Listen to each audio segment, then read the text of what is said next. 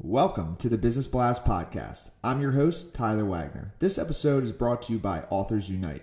Authors Unite provides you with the support you need to finish your book. Best part is, after you finish your book, they take care of the entire publishing and marketing process 100% for you. So, if you want to become a successful author, make sure to check out authorsunite.com. Now, let's jump into the episode.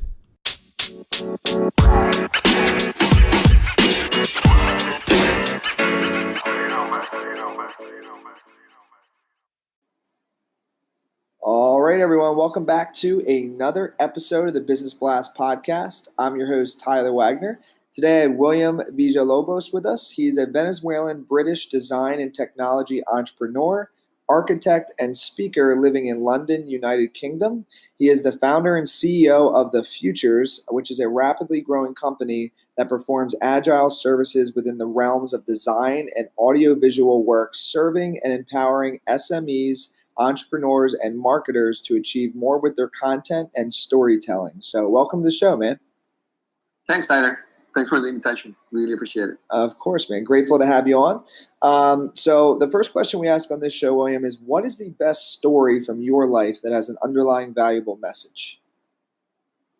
I think it's not a unique story. I think it happens to a lot of people, but having lost both of my parents earlier than I expected it really put things into perspective for me.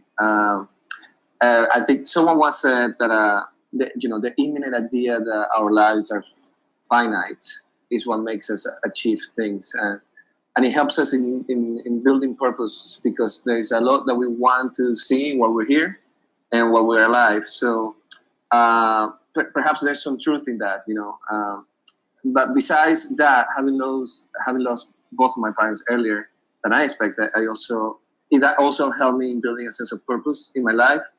When you have somebody sick for years, you really feel like you need to stick around to take care of them. But when you lose something or someone, you also gain at the same time freedom. You gain perspective, and on that path, you also gain purpose. And I think that would be that story for me. Mm.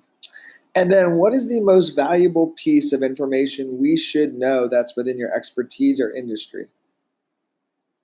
Yeah, so as you mentioned, we do design, and we're about to do audiovisual work. We do content, and I come from a background of design, communications, and architecture. So to me, any creative design industry, whether it's graphic design, industrial design, interior design, product design, architecture, illustration, or video, is all about storytelling, and that is also also you have to do that by sending a congruent message to the rest of the world that not only appeals to those people that are receiving that message, and that message has to be functional, but it also has to appeal to the receiver at an emotional level, and bring pragmatic results that that at the same time can provide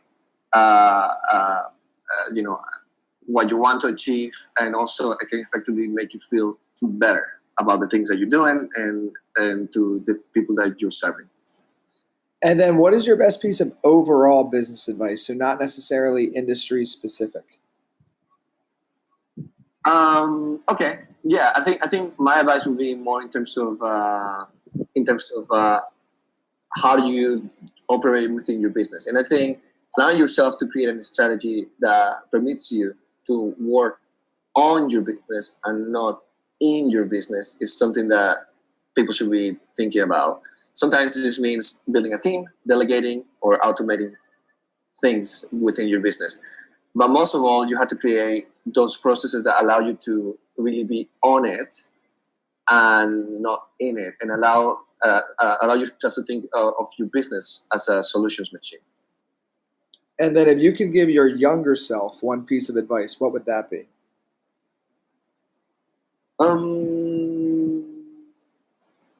I think I could divide that in three things, and those three things come down to spending more time.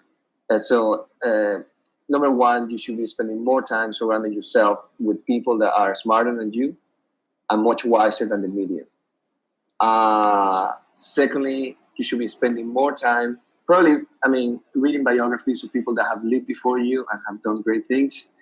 And this is just so you can learn how others before you thought, how they envisioned the world, how that helped them to achieve, great things.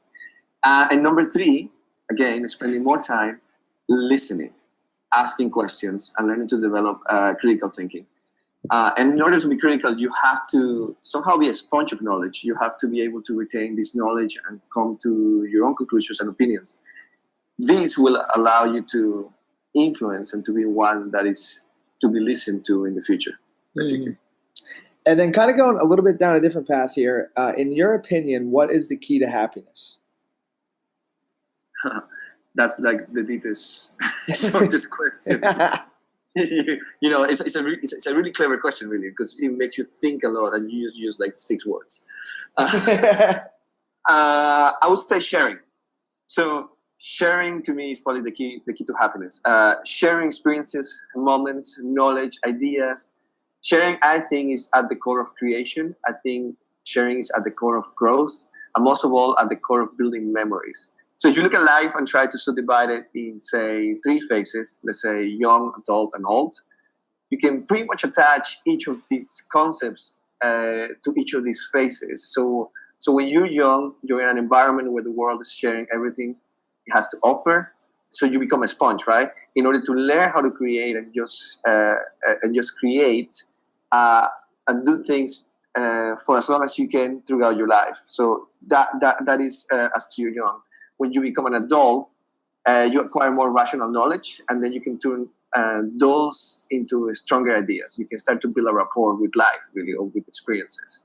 And when you are older, it's all about ideas and the memories. So how are you able to transform all of those memories and experiences that you've had throughout your life into something that can be shared with the new generations? At the end of the day, we're like cyclical, we're like these beings, we're like trees, and then when the tree dies, it gives life to all the trees. So we're the same way. So we're one within all. So yeah, I would divide it in sharing, and I would say sharing is the key to happiness. I love that answer, man.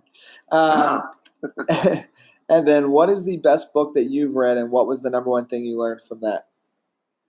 Okay, so that's another tough one. That's another tough one because there's many books that I love. One book that I really, one book that that has made somehow of an impact to me, probably most recent in the last few years, is 0 to 1: Notes on Startups and How to Build the Future by Peter Thiel, who's one of the co-founders of PayPal. And I think the biggest nugget of this one is is to capitalize on your strengths and understand basically the economics of your time, and how culture is a big factor in how these economics get deployed, get distributed, get used. And at the end of the day, if you understand people, then you will understand business. And I think it's a book of our time. It's a book of our time in terms of culture. It's a book of our time in terms of economics. And if you're interested in growing businesses and have an edge, this is a good read. And then what is your favorite quote and why? Favorite quote, again, another hard question. I think there is one that I recently, got reminded of, and it's by Maya Angelou. And I think a lot of people may know this one, where she says, "We delight in the beauty of the butterfly, but rarely admit the changes it has gone through to achieve that beauty." And I think this is all about transformation, and it's all about not really judging the book by its cover, and noticing that those things that we see around us that look beautiful or perfect or functional, that seem to make sense to us, they come after a trail of hard work and high purpose. So that's key to me. We tend to put in a pedestal all these beautiful things and people and stuff, but we don't realize, and we're quick to criticize, but what we don't realize is that there's a lot of hard work behind that. So it's good to acknowledge that, and it's good to be to be knowledgeable of that part of the process. Mm-hmm. Yes, man. Love it. Thank you so much for coming on. The last one I have for you before we let you go is, where can our audience best find you online? Yeah, many ways. You can find me on LinkedIn as William Villalobos. That's Villalobos. Try to find the one that is related to the futures. There's probably many William Villalobos out there. Yeah. You can also find me on Instagram at I am W Villalobos with double L. And then also you can email me if you want to at william@thefutures.io, because that's the company that we're running right now, which is www.thefutures.io. Perfect, man. Thank you again for coming on. Thanks, Tyler. Have a pleasure. The podcast you just heard was made using Anchor. Ever thought about making your own podcast? Anchor makes it really easy for anyone to get started. It's a one-stop shop for recording, hosting, and distributing podcasts. Best of all, it's 100% free.